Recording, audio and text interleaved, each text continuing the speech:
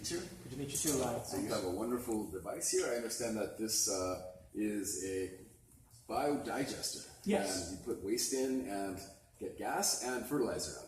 Correct. And the primary value, although it's called home biogas and people are excited by the fire-breathing dragon nature of this, that we can produce reliable cooking gas, clean fuel from it, the primary value we think is the liquid fertilizer.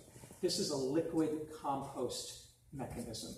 Actually, it's an animal. It's a living creature. It's got microbes in it.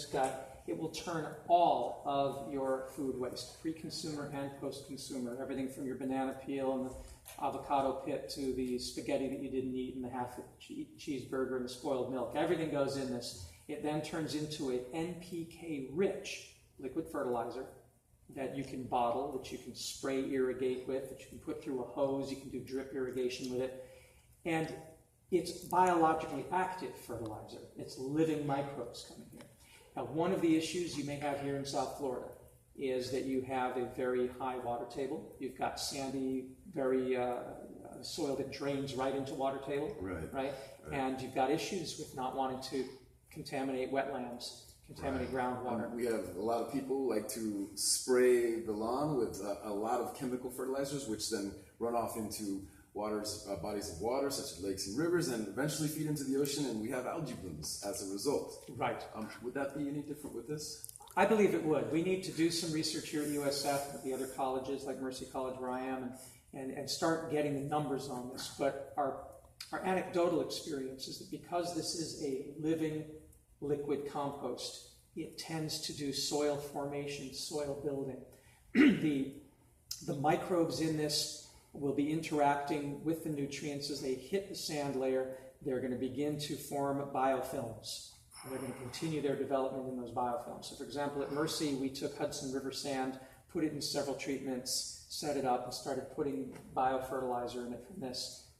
Quickly, we began to see layering of what looked like soil beginning to form.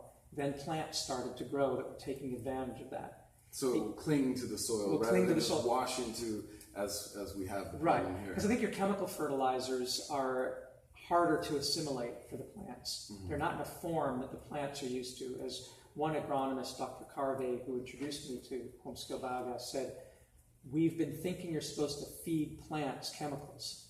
No, you're supposed to feed microbes and let microbes feed the plants. Well, here you've got the microbes, and they're feeding the plants. And so this will go straight to the roots and interact with the rhizomal microbial communities. Right. And form a symbiotic relationship that then builds a colony, builds a consortium of organisms, an ecosystem, if you like.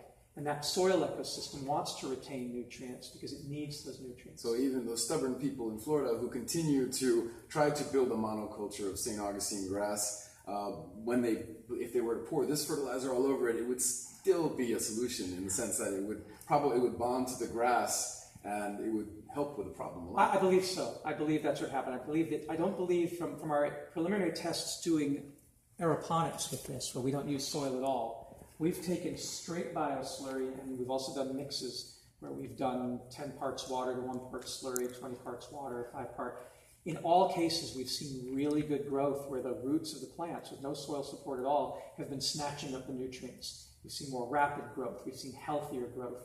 So the suggestion is that when this goes on that grassland, those grass roots are going to say, yippee, let's grow, rather than what is this, how do I assimilate this, and then rain just washes the stuff that they don't. It's a great solution until we can get people to practice more Florida-friendly landscaping as a culture. Absolutely.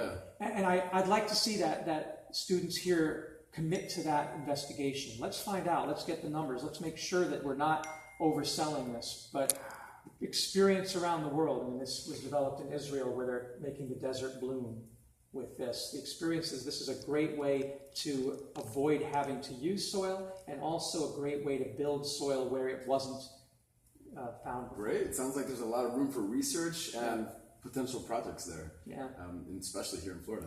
And I should say, as a closing, that if the problem is unbalanced fertilizer, so that somebody puts on too much nitrogen, for example, this system will be balanced based on what you feed it. So if you're not feeding it nitrogen-rich feedstock, you're not going to get nitrogen-rich slurry out.